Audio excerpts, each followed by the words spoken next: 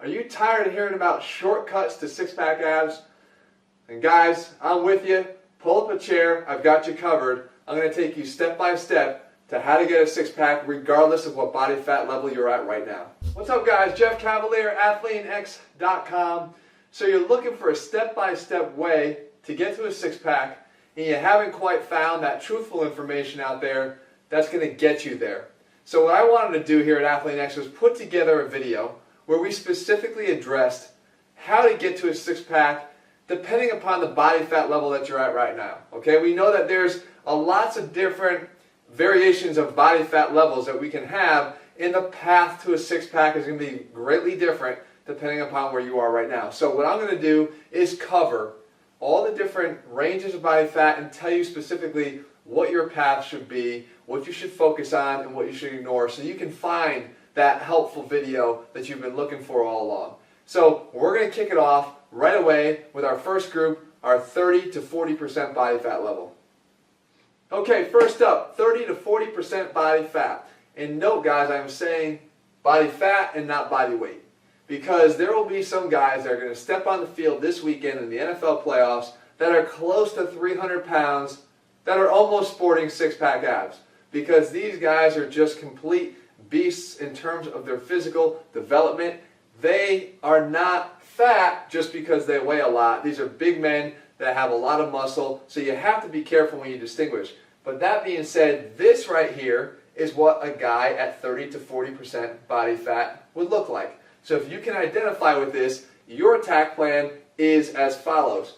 You want to focus 90% of your efforts on changing your nutrition habits, okay? And two things in particular. You want to make sure you're making small changes.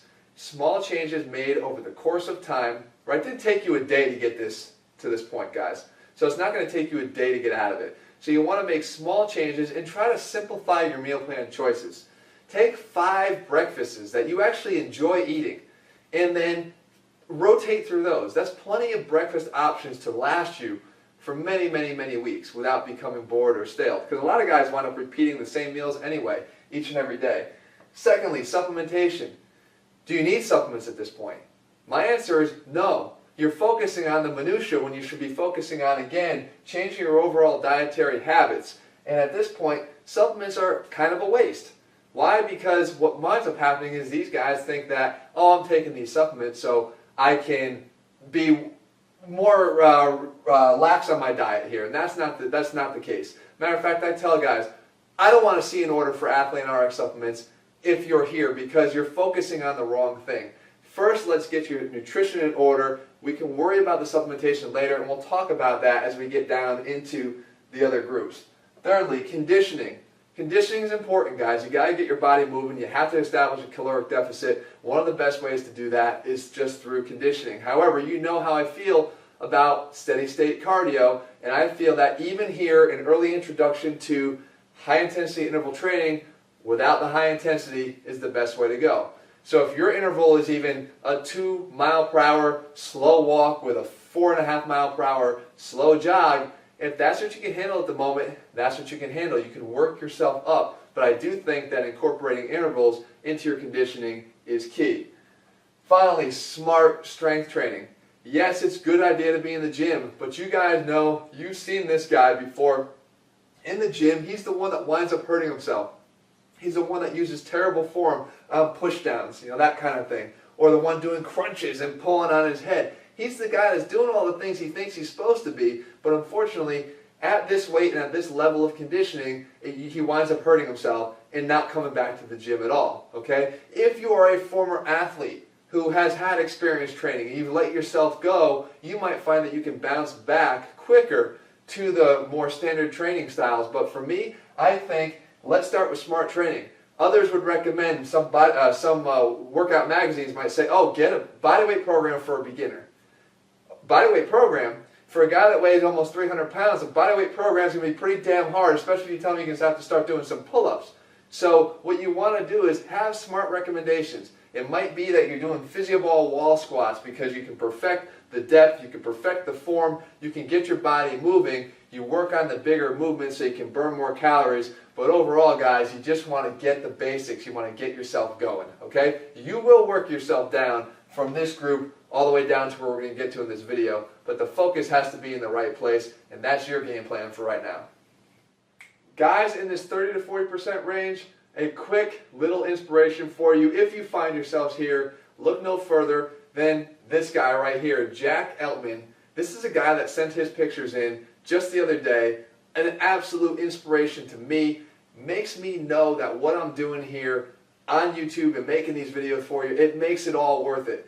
This guy changed his life. He changed his physique. He used to be a guy in this bracket. He clearly is not anymore, and you're going to be able to do the same thing. But again, let's start in small steps. Focus on what you need to focus on, and let's keep ourselves moving now, right down to the next range, 20 to 30%.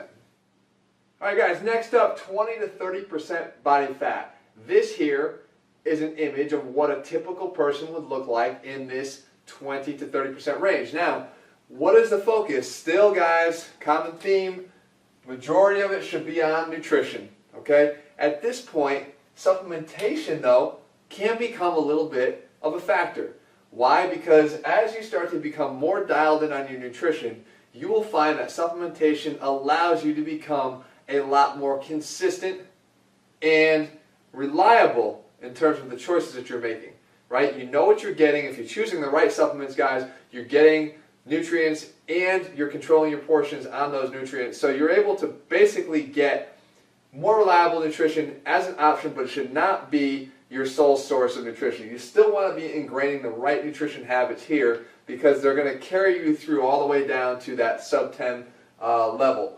As far as your ab repertoire, right? We didn't really even talk about ab exercises in the first group because I didn't think it was all that necessary. You've got too much work to uncover the abs to be worrying about them at that point. However, in this case here, we want to start increasing the ab repertoire. We want to start doing the basic ab exercises. We want to start doing planks. We want to start doing, yes, crunches. Crunches work, guys. They flex the spine. It's one of the key roles of the spine, but we don't want to rely only on crunches. We want to start doing some standing rotational work, okay, with light tubing or with cables, just to get your abs working properly. You don't need to be doing all these complicated variations of ab exercises. As a matter of fact, a lot of guys, you can thumb up below if it's you, will find that when doing certain reverse crunching movements in this body fat range, you get lower back pain. Why is that? It's because your abs are still too deconditioned and not strong enough to handle the loads of your lower body in those reverse crunching movements or hanging movements. So you got to pick and choose, and most of all, I think, find the benefit in focusing on core engagement on all of your big lifts. This is something I talked about a lot here at AthleanX. When you're doing your bent rows, when you're doing your squats, engage your core. Be aware of it. Try to hold it and activate it throughout the rep so that you have that stability carrying through. That's going to go a long way towards helping you build that foundation for your six-pack as you continue to strip away this body fat. And in terms of your conditioning, you still want to be improving your intervals at this point. We like interval training here. So you want to start to improve those intervals. If you were doing 2 mile and 4 mile, you're going to be doing 4 and 6 miles an hour or 7 miles an hour. Okay? Try to gradually improve your conditioning as you can so you can continue to use that as a source of burning fat, burning calories to establish that caloric deficit. But this here, guys, this is your game plan for getting out of this zone and down into the next one. All right, guys, moving on to the next group right here, 15 to 20% body fat, what I call no man's land. Why? It's because where most guys get stuck on their way to their six-pack abs. This is what I'm talking about. This is the 15 to 20% guy. Okay, if you look like this, you might be able to relate to the fact that you've looked like this for quite a while, because this is a hard realm to get out of because it requires the most consistency. You've already done a good job. If you're in this range, guys, you've put yourself in a range that's better than average, better than the average guy, because the average guy is going to fall higher than this, unfortunately. But it's going to take a consistent, dedicated effort to get yourself out of here. But I got to give you some encouragement. It's one of the easiest places to get out of if you do it right. Here's what you have to do. In order to get out of no man's land, you have to be consistent, like I said. That requires variation in your training.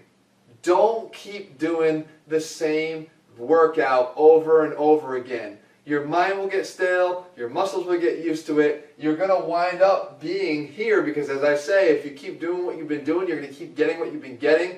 And I know I've attacked some DVD programs before. I think they contribute to a lot of this happening because they basically tell you to keep doing the same exact workout over and over again. No variation on exercise, no variation on intensity, listening to the same guy over and over again.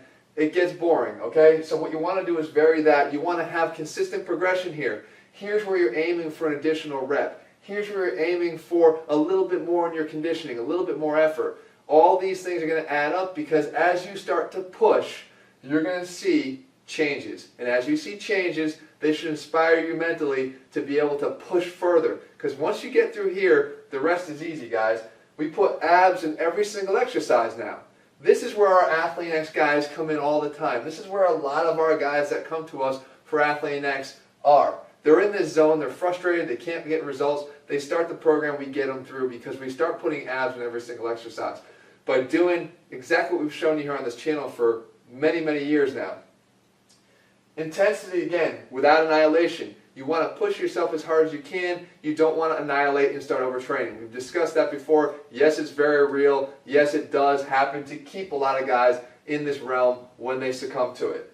Finally, supplementation.